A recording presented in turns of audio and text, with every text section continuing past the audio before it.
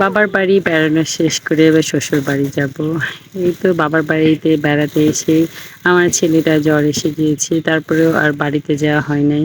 এজন্য কয়েকদিন থেকে আবার এই তো ফানের আব্বু আমাদেরকে নিতে আসছে। হ্যালো এভরিওয়ান, আসসালামু আলাইকুম। সবাই কেমন আছেন? আল্লাহর রহমতে আমরা ভালো আছি। আজকে আপনাদের সাথে শেয়ার করতে যাচ্ছি বাবার বাড়ি থেকে বেড়ানো শেষ করে শ্বশুর বাড়ি গিয়ে কি করলাম সেই ভিডিওটা আজকে আপনাদের সাথে শেয়ার করব। এই তো বাবার বাড়ি থেকে এখন শ্বশুর বাড়ি যাচ্ছি আর আমার মা দেখেন আমাদেরকে আগায় দিতে যাচ্ছে। বাড়িতে কেউ ছিল না, আমার আম্মু একাই ছিল, যেন আম্মু একাই যাচ্ছে আমাদেরকে রাস্তা পর্যন্ত আগায় দিতে।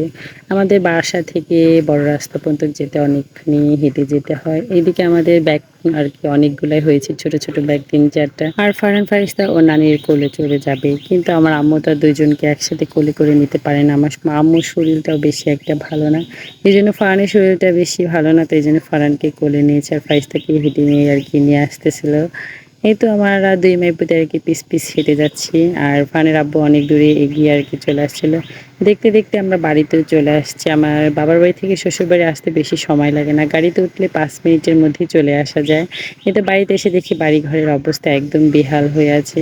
আর ফারহানের আব্বু আমাদেরকে বাড়িতে নামাই দিয়ে সে চলে যাচ্ছে বাজারে। আর এদিকে দেখি আমার ননদিনী তার রুমে এসি লাগাচ্ছে, এদিকে এসির মিস্ত্রিরা আসছে আর কি ওরা লাগাচ্ছে। আর রান্না বান্নাও দেখি হয়নি, আমার শাশুড়ি একা একাই রান্না করতেছিল আর আমি বাসায় এসে বাসার যত কাজ ছিল সেগুলো করে একদম এত পরিমাণে খিদা লেগে গিয়েছিল যে আর দাঁড়াই থাকতে পারতেছিলাম না। ফারহান ফাইস থেকে ঘুম পাড়িয়ে দুপুরে খাবার খেতে চলে আসছি ফারহানের আব্বু আর আমি।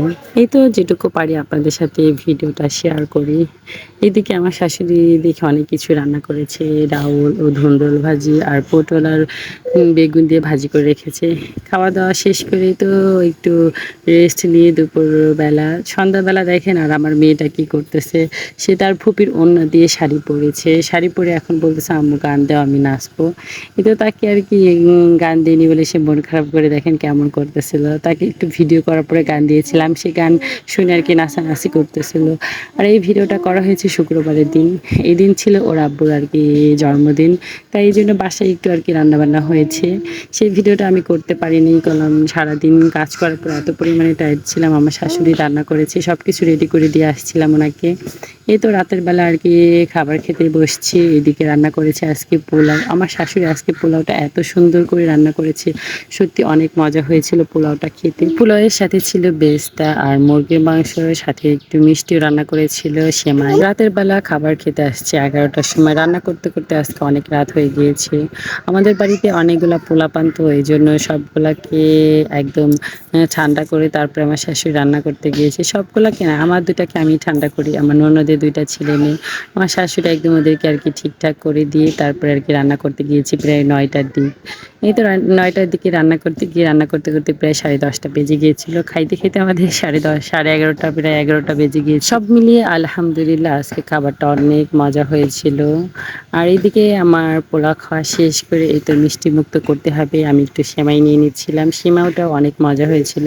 ভিডিওটা আর বড় করব না, এই পর্যন্ত কি। সবাই ভালো থাকবেন, সুস্থ থাকবেন। ভিডিওটা কেমন লাগলো সবাই কমেন্টে জানিয়ে যাবেন। নেক্সট কোনো ভিডিওতে দেখা হবে।